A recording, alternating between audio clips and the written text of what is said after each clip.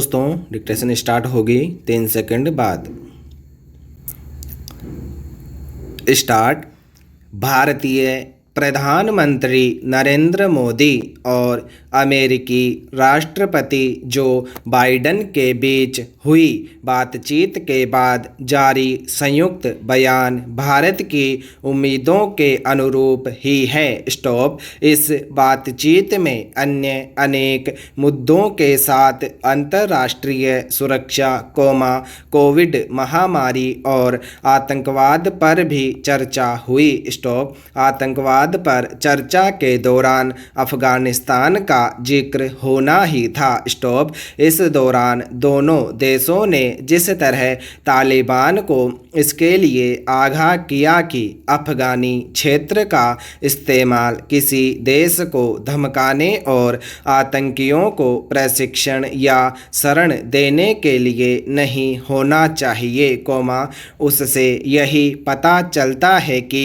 अफगानिस्तान के हालात भारत एवं अमेरिका के साथ पूरी दुनिया के लिए चिंता का विषय बन गए हैं। स्टॉप। उम्मीद है कि इस बातचीत में भारतीय नेतृत्व अमेरिकी राष्ट्रपति को यह समझाने में सफल रहा होगा कि तालिबान को नियंत्रित करने और उसे सही राह पर लाने में सफलता तब मिलेगी, जब पाकिस्तान को काबू में किया जाएगा। स्टॉप। हालांकि अमेरिकी प्रशासन अफगानिस्तान में पाकिस्तान की भूमिका को समझने के साथ यह जान रहा है कि उसने तालिबान की हर संभव तरीके से सहायता की है, लेकिन बड़ा सवाल यही है कि क्या वह इस्लामाबाद के खिलाफ कोई ठोस कार्रवाई करेगा। स्टॉप। यह सवाल इसलिए उठ रहा है, क्योंकि अमेरिका इस तरह की बातें पहले भी कह चुका है कि पाकिस्तान आतंकी समूहों पर लगाम लगाए और 26/11 हमले की साजिश रचने वालों को दंडित करें। स्टॉप। यह निराशाजनक है कि एक अरसे से अमेरिकी प्रशासन यह सुनिश्चित करने के लिए सक्रिय नहीं हो रहा है कि पाकिस्तान यह सब करे। Stop para. अमेरिका को यह समझना होगा कि उसके ढुलमुल रवैये के कारण ही पाकिस्तान आतंकवाद को समर्थन देने में लगा हुआ है। स्टॉप। उसे यह भी देखना होगा कि पाकिस्तान और चीन किस तरह अपने स्वार्थों के लिए तालिबान की पैरवी करने में लगे हुए हैं। स्टॉप। यदि अमेरिका ने पाकिस्तान पर समय रहते अंकुश लगाया होता तो शायद तालिबान अफगानिस्तान में इतनी आसानी से काबिज नहीं हुए होते। स्टॉप।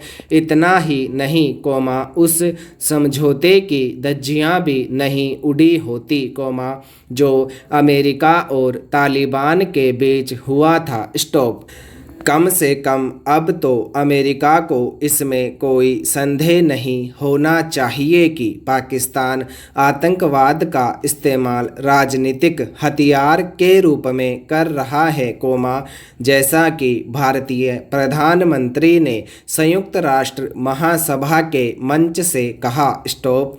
इसी मंच से उन्होंने संयुक्त राष्ट्र सुरक्षा परिषद में सुधार को भी रेखांकित किया। स्टॉप। यह ठीक है कि अमेरिका ने संयुक्त राष्ट्र सुरक्षा परिषद में भारत की स्थायी सदस्यता के दावे के प्रति अपना समर्थन दोहराया, लेकिन इसकी अनदेखी नहीं की जा सकती कि उसकी ओर से इस दिशा में जैसी पहल की जानी चाहिए, वह होती नहीं दिखती। Stop para.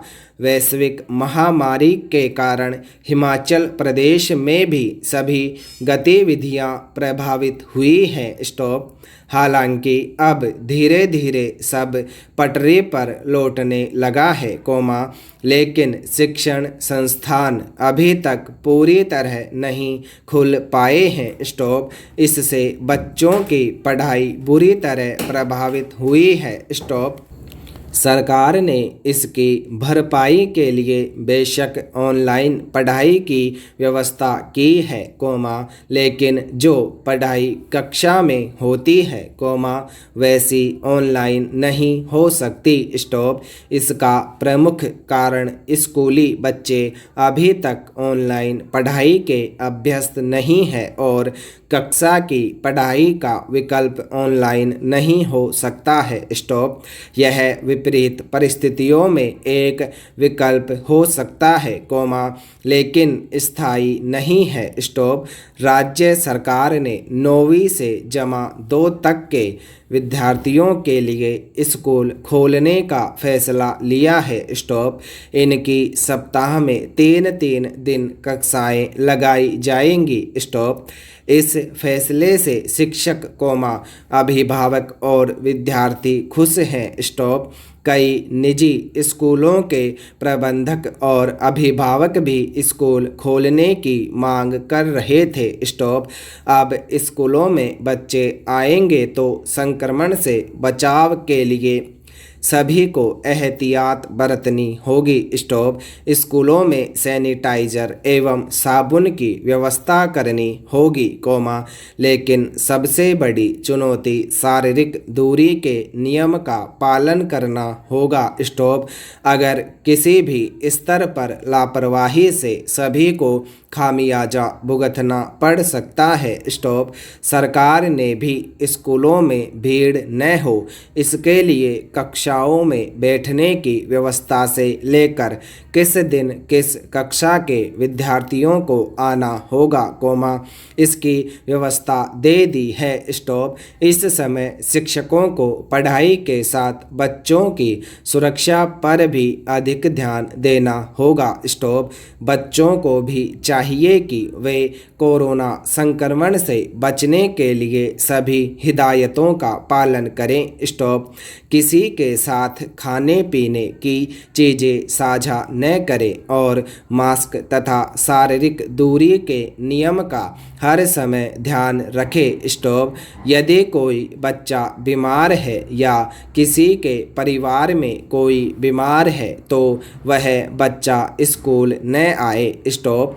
लोगों ने महामारी के इस दौर में जिस तरह जागरूकता का परिचय दिया है, उसी तरह भविष्य में भी उन्हें किसी तरह की लापरवाही नहीं करनी होगी। स्टॉप।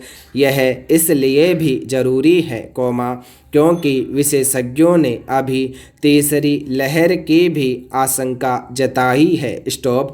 उम्मीद की जानी चाहिए कि बच्चे सभी हिदायतों का पालन करेंगे और संक्रमण से सुरक्षित रहेंगे। स्टॉप। क्या पिछले 1 दशक से चीन केवल एक ही आदमी के इशारों पर चल रहा है? स्टॉप। आक्रामक, संकीर्ण और खुद को सर्वेसर्वा मानकर चलने का जो रास्ता चीन ने अख्तियार किया है, क्या वह केवल चीनी राष्ट्रपति शी जिनपिंग के अक्कड़पन का नतीजा है या फिर चीनी कम्युनिस्ट पार्टी महासचिव के इस चेहरे के पीछे कम्युनिस्ट पार्टी के 8 करोड़ सदस्यों की अधिक भयावह मंशा छिपी है? स्टॉप।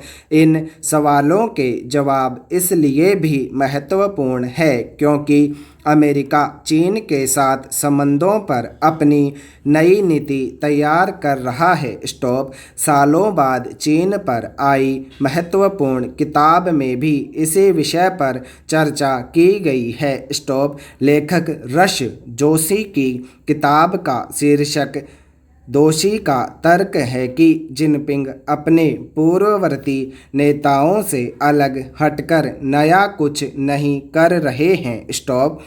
ये सब कमोबेश चीन के निर्धारित रास्ते पर ही चलते आए हैं। स्टॉप। हो सकता है कि जिनपिंग इस रास्ते के खतरनाक मोड़ पर तेजी से बढ़ रहा हो। स्टॉप। ये सब कमोबेश जिनपिंग दोषी कहते हैं कि अमेरिका से टक्कर लेना, अंतर्राष्ट्रीय समझौते तोड़ना, हांगकांग में चिंताजनक हालात पैदा करना, दक्षिण चीन सागर में द्वीपों पर सेना की तैनाती को बंद कर देना, सब इसी पर आधारित है। स्टॉप।